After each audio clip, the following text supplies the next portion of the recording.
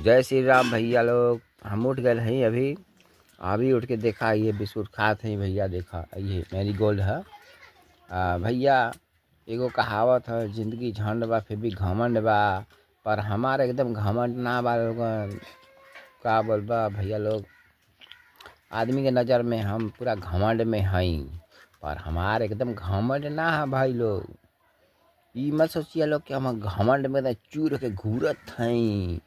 ई मत सोचे लोग, पर लोगन के नज़र में हम पूरा घमंड में हैं। काहे कि हम पैसा वाला हई आदमी के नज़र में। पर हमार पैसा एकदम ना है भैया लोग। दर दर भटकत हई पैसा खातिर, फिर भी ना पैसा मिलता कैसे।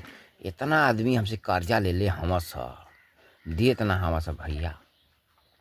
परेशान हो गइल बानी एकदम कर्जा दे दे के। अब लेवे खातिर अब हमार गाँड फाटता, पैसा कोई ना देता। हमार फंस गइल बा हमार पैसा बहुत ज़्यादा।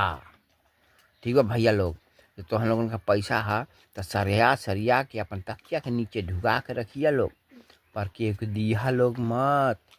पैसा जहाँ देला लोग वहाँ समझा पैसा फंस गए और रिश्तेदारियों बिगड़ गए। वही से पैसा बा तो शो ना करे लोग, एकदम पैसा थकिया थकिया के रखा लोग तकिया के नीचे। अब बैंकों में मत रखिए लोग, बैंक में रखे से इनकम टैक्स वाला पकड़ी, फिर जाइबा लोग टैक्स देवे खातिर तो पैसा तोहर लोगन का कम हो जाई। ठीक बा भैया लोग, बाय बाय।